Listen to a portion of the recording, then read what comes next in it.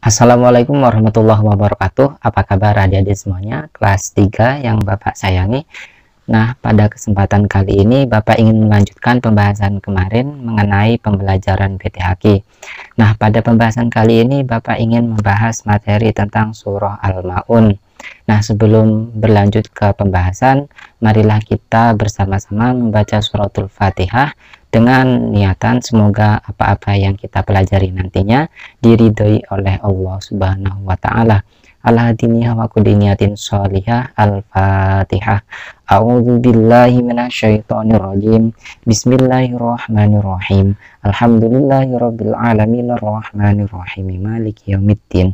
Iyyaka na'budu wa iyyaka nasta'in ihdinas shiratal mustaqim shiratal ladzina an'amta 'alaihim ghairil maghdubi 'alaihim waladdallin. Amin.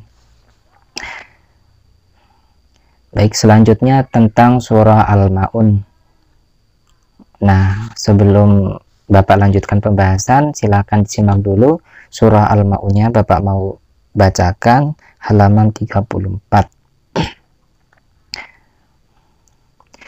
A'udzu billahi minasyaitonir rajim.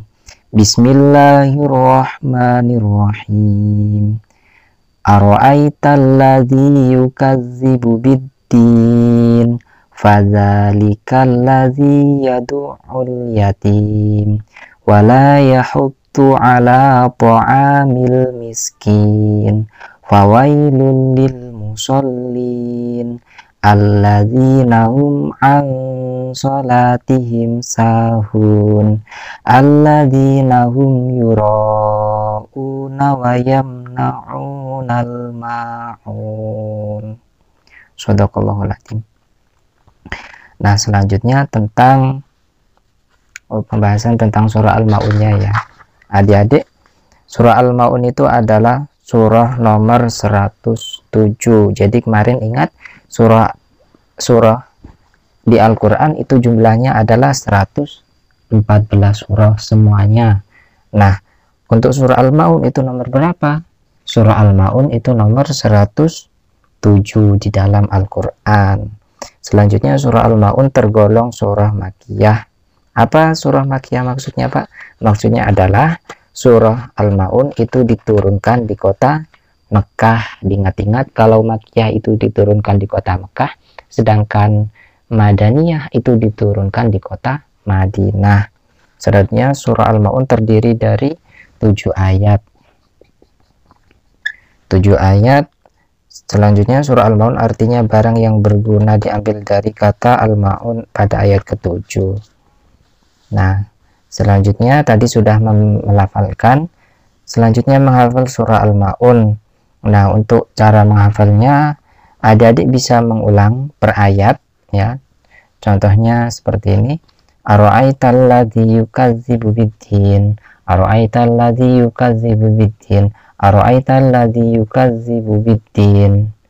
Kalau sudah hafal ara'aital ladzi yukazzibu biddin, dilanjutkan lagi ayat keduanya. Fadzalikal ladzi yad'ul yatim. Fadzalikal ladzi yad'ul yatim. Fadzalikal ladzi yad'ul yatim. Diterus-terusan ya, diterus-terusan, dibaca terus-menerus. Nah, kalau sudah hafal ayat pertama dan ayat kedua, itu lanjut digabung, dibaca dari ayat pertama. Ara'aital ladzi yukazzibu biddin fadzalikal ladzi yad'ul yatim. Kalau masih tersendat-sendat, dibaca lagi ara'aital ladzi yukazzibu biddin fadzalikal ladzi yad'ul yatim. Nah, untuk cara menghafal yang kedua itu adik silakan baca dari ayat pertama sampai ayat terakhir. Dari ara'aital ladzi yukazzibu biddin sampai wa yamna'unal ma'un, itu dibaca terus-menerus. Kalau sudah lancar bacanya, baru dihafalkan. Nah, menurut Bapak, cara menghafal yang efektif tadi itu yang nomor 2, yaitu dibaca terus-menerus dulu, jangan langsung dihafalkan. Karena kunci dari penghafalan, kalau hufazul Quran, kalau menghafal Quran itu adalah pengulangan. Jadi semakin diulang maka akan semakin lengket di otak. Semakin lengket di otak maka semakin sulit lupanya. Jadi tidak gampang lupa. gitu. Jadi diulang-ulang terus baru dihafal. Nah, selanjutnya menulis surah Al-Maun. Contoh semisal ada pertanyaan, tulislah surah Al-Maun ayat pertama, ayat ke-1. Maka ya ditulis ayat pertama, ara'aital ladzi yukadzibu biddin. Ara'aital ladzi yukadzibu biddin. Ara'aital ladzi yukadzibu biddin.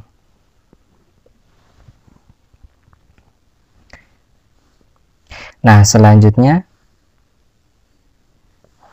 menyalin, ya sama saja menulis di situ. Selanjutnya tentang arti dan pesan surah Al-Maun. Nah, untuk artinya, ayat pertama artinya adalah, tahukah kamu orang yang berdustakan agama? Ayat kedua artinya, maka itulah orang yang menghardik anak yatim. Nomor 3, dan tidak mendorong memberi makan orang miskin.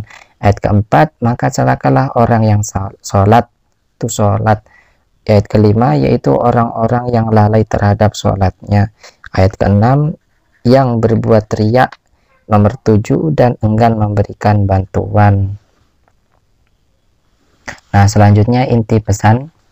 Dalam surat ini Allah menjelaskan tentang sifat dari orang-orang yang mendustakan agama, sekalipun mereka tidak mengatakan bahwa agama itu dusta. Sifat-sifat itu adalah: 1. Menolak, membiarkan, menelantarkan, bahkan membenci anak yatim.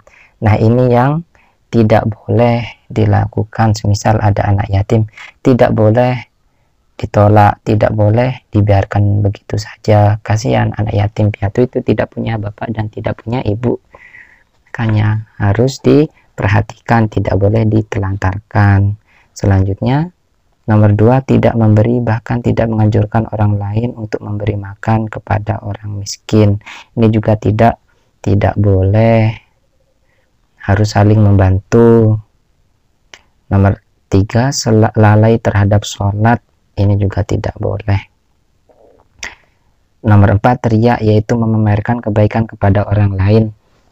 Nah, memamerkan kebaikan kepada orang lain. Contoh semisal adik mau sodakoh, tetapi sodakohnya dipamerkan, saya sodakoh ini berapa? 2000. Nah, itu tidak boleh termasuk riya di sini. Terus caranya gimana, Pak, biar tidak termasuk riya? Ya sudah, kalau ingin sodakoh, disodakohkan tanpa pamer ke teman-temannya, itu caranya. Selanjutnya tidak memberi bantuan, bahkan mencegah orang lain untuk memberi bantuan kepada orang yang membutuhkan. Ini juga tidak boleh. Beberapa pelajaran yang bisa kita ambil dari pesan pokok Quran surat Al-Maun diantaranya: 1. Kita hendaknya menyayangi, membantu anak yatim. Nah, harus membantu dan juga menyayangi anak yatim. Nomor 2, kita juga harus menyayangi orang-orang miskin. Nah, orang-orang miskin ya disayangi. Orang miskin itu adalah orang yang tidak punya apa-apa, bekerja tapi masih belum mencukupi kebutuhan setiap harinya. Selanjutnya kita harus menjaga sholat, terutama sholat 5 waktu. Ya, harus menjaga sholat 5 waktu dari subuh, duhur, asar, maghrib, isya, itu harus dikerjakan semuanya.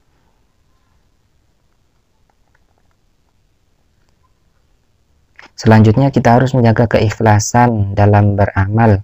Nah, ikhlas dalam beramal. Ikhlas itu apa, Pak? Ikhlas itu adalah rela.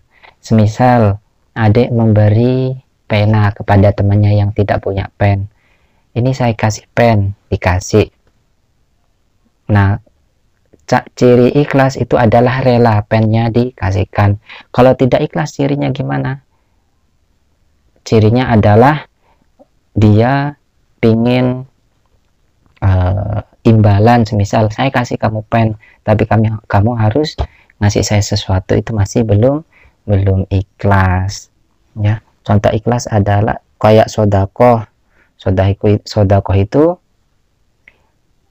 memasukkan uang ke dalam masjid namanya sodako, bisa ke masjid atau lewat orang-orang untuk bersodakoh kepada fakir miskin dan kepada orang lain memberi uang. Nah, ikhlas gimana? Ikhlas itu adalah rela kalau uangnya itu dikasihkan. Kalau masih ada rasa tidak rela, itu masih belum ikhlas. Tidak rela uangnya, semisal tidak rela uangnya dikasihkan ke orang, berarti masih belum ikhlas. Selanjutnya, jika memiliki kemampuan, seharusnya kita membantu orang-orang yang sangat membutuhkan. Nah, jika kita memiliki kemampuan, semisal kemampuan kita apa, menolong, semisal kita orang kaya, jadi ada kemampuan dalam harta. Di dalam surat Al-Maun ini menganjurkan kita untuk membantu, jadi harta yang kita punya itu dibantukan kepada orang lain, bisa dengan sodako, bisa dengan yang lainnya, seperti itu. Nah, mungkin cukup sekian penjelasan Bapak kali ini tentang surah Al-Maun. Barangkali ada pertanyaan, silahkan ditanyakan.